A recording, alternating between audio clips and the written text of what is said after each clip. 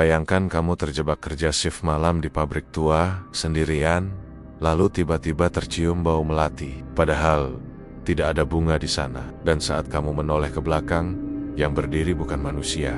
Ini bukan cerita hantu biasa. Ini kisah nyata tentang seorang buruh pabrik yang hampir kehilangan kewarasannya demi uang lembur.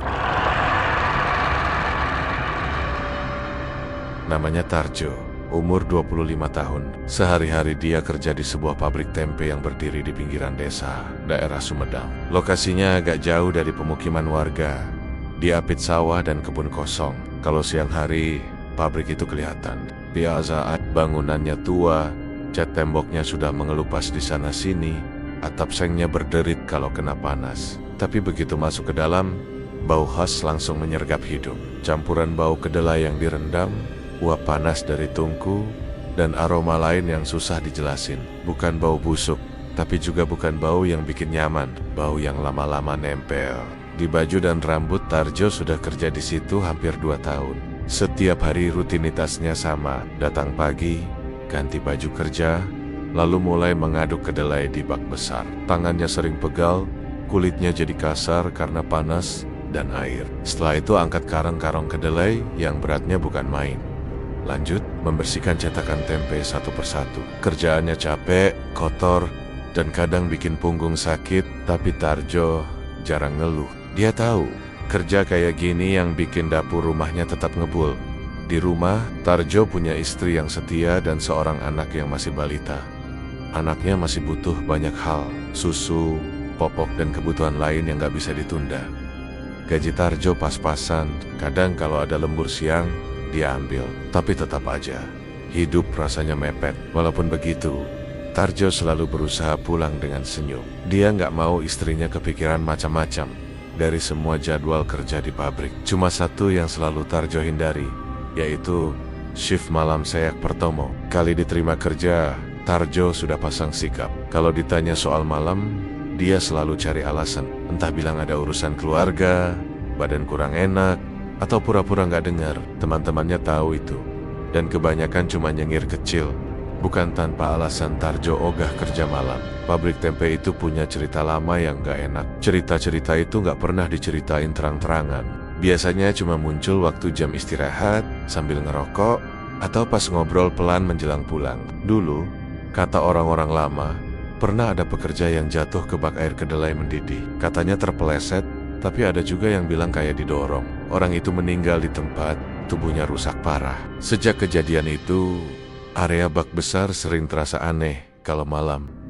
Selain itu, ada juga cerita tentang seseorang yang gantung diri di gudang belakang. Gudang itu jarang dipakai, lampunya remang, dan pintunya sering berderit sendiri. Katanya orang itu stres, ditekan kerjaan, dan gak kuat. Tapi entah kenapa, setelah kejadian itu, beberapa orang ngaku suka dengar suara nangis atau langkah kaki di gudang, terutama tengah malam. Cerita-cerita itu selalu disampaikan dengan suara pelan, hampir seperti bisikan, seolah-olah takut ada yang dengar.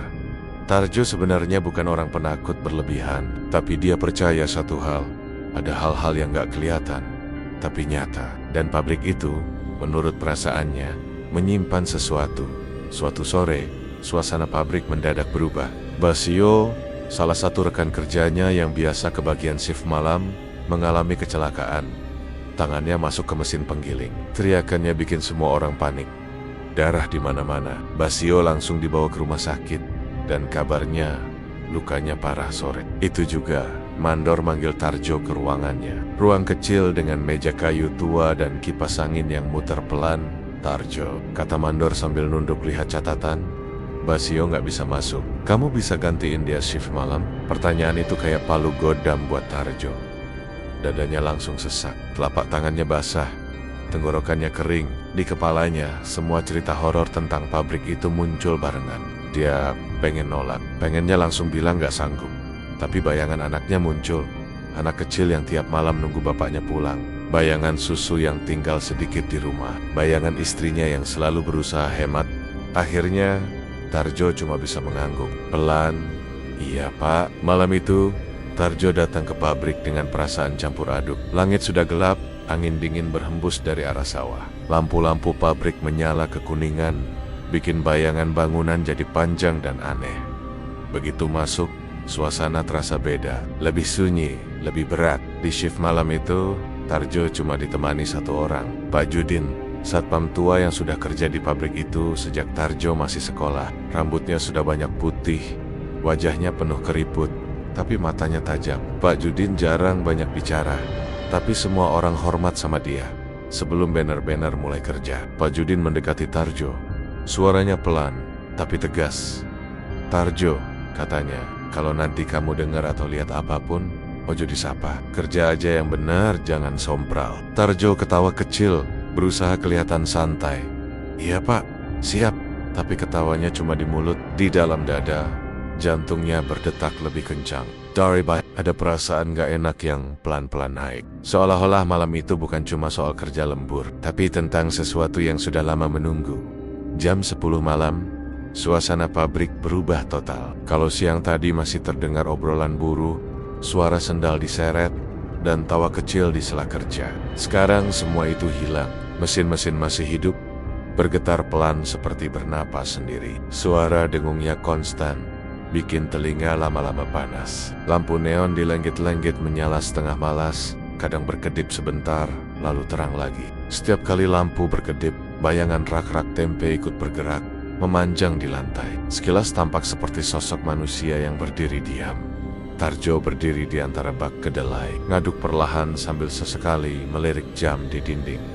Jarum jam, kayak jalan lebih lambat dari biasanya. 5 menit rasanya seperti setengah jam. Setiap detik terasa jelas. Bunyi tetesan air, gesekan sendok pengaduk ke dinding bak, dan detak jantungnya sendiri terdengar saling tumpang tindih. Dia berusaha fokus. Tangannya terus bergerak, meski pikirannya kemana-mana. Setiap kali ada suara aneh, entah dari mana asalnya, bahunya langsung tegang. Dia berkali-kali menelan ludah, tenggorokannya kering. Lalu tiba-tiba, hidungnya menangkap sesuatu yang asing, bau melati. Awalnya samar, kayak cuma lewat sebentar, tapi makin lama makin kuat. Wangi yang lembut, bersih, dan sangat nggak cocok sama bau pabrik. Tarjo berhenti ngaduk, sendok besar di tangannya terdiam. Dia mengendus pelan, memastikan itu bukan perasaannya aja. Bau itu nyata, padahal jelas-jelas dia lagi di tengah pabrik tempe, bukan di acara hajatan, bukan di kuburan, apalagi di rumah orang meninggal. Jantungnya langsung berdetak lebih cepat. Perasaan aja, gumamnya pelan, lebih ke usaha buat nenangin diri sendiri. Dia melanjutkan kerja, tapi bau melati itu nggak hilang. Justru terasa makin dekat, seolah-olah sumbernya ada di antara rak-rak tempe di belakangnya. Tarjo pelan-pelan nengok, cuma sedikit, lewat sudut matanya. Saat itulah dadanya seperti diremas kuat. Di sela rak tempe, berdiri sesosok pria.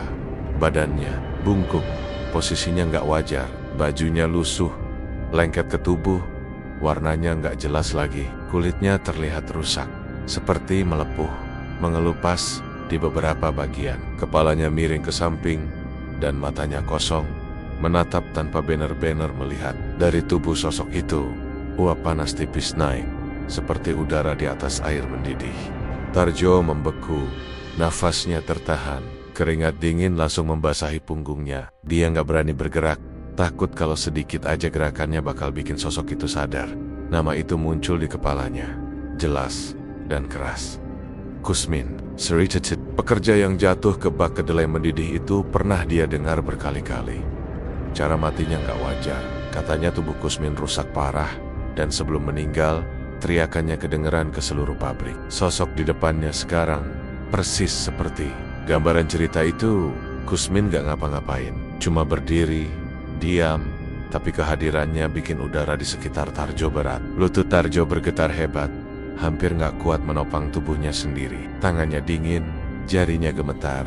Pelan-pelan, Tarjo mundur 1 langkah. Lalu, 1 langkah lagi. Bibirnya bergerak tanpa suara, baca doa seadanya yang dia ingat. Ayat-ayat pendek yang sering dia dengar sejak kecil. Meski hafalannya nggak sempurna, yang penting niatnya.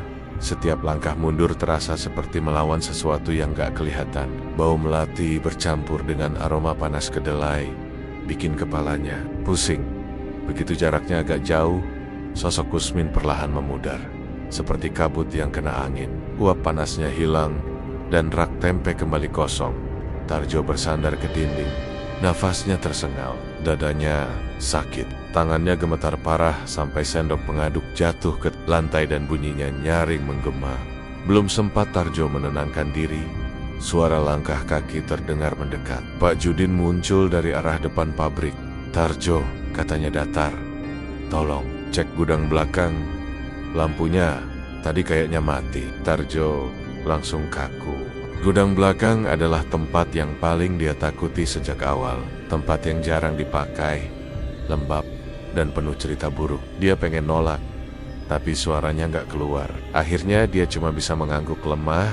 Dengan langkah berat, Tarjo berjalan menuju gudang belakang. Setiap langkah terasa makin berat, seolah lantai lengket menahan kakinya. Udara di sekitar gudang lebih dingin, bau apak bercampur besi tua. Begitu pintu gudang dibuka, bunyinya berderit panjang, memekakan telinga. Lampu di dalam menyala redup, hampir nggak cukup buat menerangi seluruh ruangan. Hal pertama yang Tarjo lihat adalah tali gantungan di langit-langit. Tali itu bergerak pelan, bergoyang sendiri. Padahal udara di dalam gudang diam. Nggak ada angin, nggak ada pintu lain yang terbuka. Jantung Tarjo langsung serasa jatuh ke perut. Pandangannya naik turun mengikuti gerakan tali itu. Setiap goyangan terasa seperti hitungan. Mundur, lalu terdengar suara. Tangisan, pelan, tapi jelas. Suara perempuan. Tangis yang tertahan, lalu pecah, lalu tertahan lagi. Suara itu bukan teriak, tapi justru karena pelan, rasanya lebih nyayat. Tarjo menelan ludah. Matanya berusaha mencari sumber suara. Di sudut gudang, di antara tumpukan karung kosong, duduk seorang wanita. Rambutnya panjang menutupi sebagian wajah. Tubuhnya kurus. Bahunya naik turun mengikuti tangisannya. Wajah wanita itu pucat, seperti nggak pernah kena matahari. Matanya sembab, merah, dan basah. Saat dia mendongak, pandangannya langsung mengunci Tarjo. "Itu tempat aku terakhir," katanya lirih. Suaranya serak, seperti orang yang sudah lama menangis. Tarjo merasa kakinya lemas. Nama itu muncul di kepalanya tanpa dia mau. Dewi, wanita yang bunuh diri di gudang ini. Ceritanya dulu sering dibisikin orang-orang.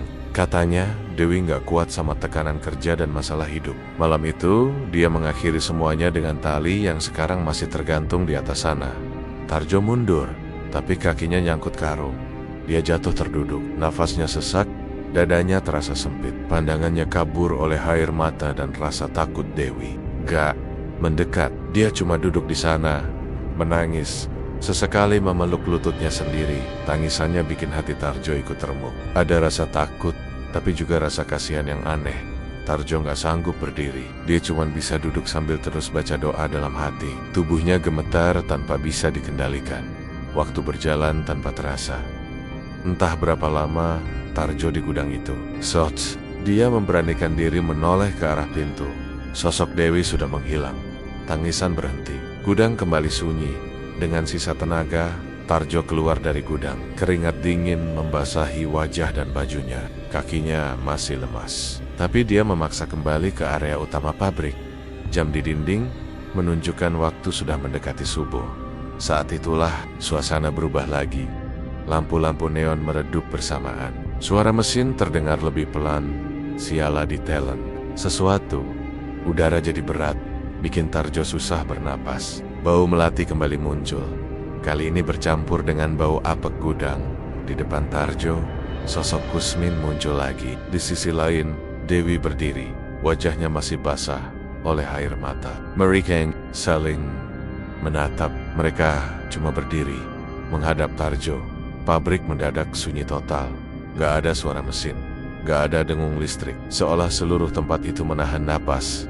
Tarjo berdiri kaku di tengah-tengah, merasa seperti makhluk kecil yang terjebak di wilayah yang bukan miliknya. Udara terasa menekan dadanya dari segala arah. Lampu berkedip makin cepat. Bayangan mereka menari di dinding.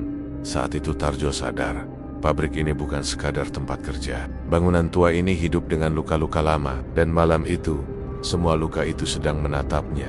Tanpa amarah, tanpa senyum. Tapi dengan kehadiran yang cukup untuk menghancurkan keberanian manusia biasa di tengah ketakutan yang sudah nggak ketulungan. Saat kaki Tarjo gemetar, dan dadanya terasa seperti diremas dari dalam, tiba-tiba sesuatu yang asing tapi sangat dikenal terdengar dari kejauhan. Suara azan subuh. Awalnya pelan, seolah datang dari tempat yang sangat jauh. Getarannya tipis, hampir tenggelam oleh sisa dengung mesin pabrik yang sudah melemah. Tapi perlahan, suara itu semakin jelas. Setiap lafaznya menembus udara berat di dalam pabrik, seperti cahaya kecil yang menyelinap ke ruang gelap. Tarjo yang sejak tadi berdiri kaku, tiba-tiba merasa dadanya sedikit longgar. Nafasnya masih tersengal, tapi ada jeda, ada ruang. Siala, ada sesuatu yang perlahan menariknya kembali ke dunia yang nyata. Bersamaan dengan suara azan yang makin jelas, lampu-lampu neon berhenti berkedip. Cahaya yang tadinya redup mulai stabil, meski tetap pucat. Udara yang tadi menekan dada Tarjo pelan-pelan terasa lebih ringan. Sosok Kusmin yang berdiri tak jauh darinya mulai berubah. Uap panas di tubuhnya menipis, lalu hilang. Wujudnya memudar, seperti bayangan yang disapu cahaya pagi. Bau melati yang tadi menusuk hidung Tarjo ikut lenyap, seakan disedot pergi oleh suara azan. Di sisi lain, sosok Dewi menunduk. Tangisannya yang sempat memenuhi ruang pabrik berhenti begitu saja. Wajahnya yang pucat perlahan kabur, lalu menghilang, meninggalkan sudut pabrik yang kembali kosong.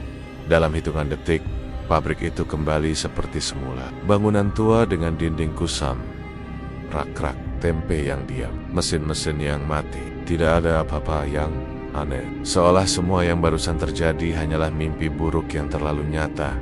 Tarjo berdiri terpaku beberapa saat. Pandangannya kosong. Tubuhnya masih gemetar, tapi bukan lagi karena takut, melainkan karena kelelahan yang luar biasa. Lututnya akhirnya nggak kuat menahan beban. Dia duduk di lantai pabrik yang dingin, punggungnya bersandar ke bak kedelai.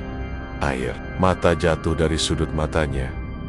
Tarjo nangis, bukan teriak, bukan isak yang keras. Air matanya mengalir sendiri, pelan, tanpa suara. Tangisan orang yang sudah terlalu capek buat mengeluarkan suara. Setiap tetes air mata membawa sisa ketakutan, kaget, dan perasaan gak berdaya yang menumpuk sepanjang malam. Nafas Tarjo berangsur normal. Tangannya masih gemetar, tapi dia mencoba mengusap wajahnya. Kepalanya pusing, seperti habis demam tinggi. Di telinganya, suara azan masih terdengar samar, tapi justru itu yang bikin dia bertahan. Langkah kaki terdengar mendekat. Pak Judin muncul dari arah pintu depan pabrik. Jalannya pelan, langkahnya mantap, seolah nggak ada apa-apa yang luar biasa terjadi barusan. Wajahnya tenang, tapi matanya langsung tertuju ke Tarjo yang duduk lemas di lantai. Pak Judin mendekat, lalu jongkok di depan Tarjo. Makanya, saya bilang, katanya pelan. Suaranya rendah dan datar. Jangan sembarangan. Tarjo mendongkok. Matanya merah, wajahnya pucat. Dia ingin bicara, ingin cerita semua yang dia lihat, tapi tenggorokannya terasa terkunci. Akhirnya dia cuma bisa mengangguk lemah. Pak Judin menepuk bahu Tarjo pelan. Tepukan ringan, tapi rasanya berat. Tempat ini sudah lama. Lanjut Pak Judin. Banyak orang datang dan pergi. Ada yang pulang, ada yang gak pernah benar-benar pergi. Tarjo menelan ludah. Jantungnya berdegup pelan. Tapi kali ini bukan karena takut. Lebih ke rasa sadar. Sadar kalau dia baru saja lewat batas yang selamat. Ini cuma dia dengar dari cerita. Subuh itu, Tarjo menyelesaikan shift malamnya dalam keadaan setengah kosong. Badannya ada di pabrik, tapi pikirannya entah kemana. Dia cuma menunggu waktu, menunggu pintu pabrik dibuka, menunggu matahari naik sepenuhnya. Begitu jam kerja selesai, Tarjo langsung pulang. Dia nggak mampir kemana-mana. Jalan pulang terasa lebih panjang dari biasanya. Setiap suara motor lewat bikin dia refleks menoleh. Setiap bayangan di pinggir jalan bikin jantungnya berdegup lebih cepat. Sampai di rumah, istrinya kaget lihat kondisi Tarjo. Wajahnya pucat, matanya cekung, dan tubuhnya kelihatan lemas. "Kamu sakit?" tanya istrinya cemas. Tarjo cuma menggeleng. Dia nggak cerita apa-apa, bukan karena nggak mau, tapi karena dia sendiri nggak tahu harus mulai dari mana. Malam itu terlalu berat untuk diceritakan. Hari-hari berikutnya, Tarjo berubah. Dia jadi lebih pendiam. Kalau sendirian, pikirannya sering melayang ke pabrik, ke bau melati, ke gudang belakang, ke sosok-sosok yang berdiri diam menatapnya. Tidurnya sering gak nyenyak, kadang kebangun tengah malam dengan keringat dingin. Dadanya sesak, nafasnya pendek. Istrinya beberapa kali terbangun karena Tarjo menggeliat gelisah. Beberapa hari kemudian, Tarjo memberanikan diri ngomong ke Mandor. Waktu itu suasana pabrik siang hari ramai seperti biasa. Matahari masuk lewat jendela dan bau kedelai terasa. Lebih normal, Pak, kata Tarjo pelan. Saya nggak mau ambil shift malam lagi. Mandor menatap Tarjo beberapa detik. Mungkin heran, mungkin juga sudah menduga. Kamu yakin? Tanyanya. Tarjo mengangguk. Iya, Pak. Saya nggak sanggup. Mandor nggak memaksa. Dia cuma menghela napas dan mencatat sesuatu. Tarjo lega. Beban yang sedikit terangkat dari dadanya. Buat Tarjo, uang lembur memang menggoda. Tapi setelah malam itu, dia sadar ada harga yang terlalu mahal kalau harus dibayar dengan ketenangan batin. Ada hal-hal yang gak bisa dibeli kembali, seberapapun besar uangnya. Sejak kejadian itu, Tarjo jadi lebih hati-hati. Setiap masuk kerja, dia selalu baca doa. Setiap lewat gudang belakang, dia gak pernah menoleh lama-lama. Dia belajar menjaga sikap, gak sembarangan bicara, gak meremehkan tempat kerja yang sudah berdiri jauh sebelum dia datang. Tarjo percaya, satu hal sekarang, setiap tempat kerja punya cerita. Setiap bangunan punya luka. Dan manusia cuma numpang hidup. Datang sebentar, lalu pergi.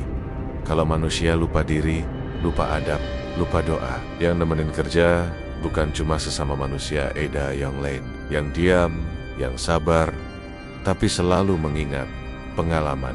Malam itu mungkin gak meninggalkan bekas di tubuh Tarjo. Gak ada luka, gak ada goresan, tapi di dalam kepalanya, semua itu tertanam dalam-dalam. Sebuah pengingat yang gak akan pernah benar-benar hilang. Dan Tarjo tahu, selama dia hidup, selama dia masih bekerja dimanapun, malam di pabrik tempe itu akan selalu dia ingat. Sebagai pelajaran yang datang dengan cara paling menakutkan, dan akan tinggal bersamanya seumur hidup.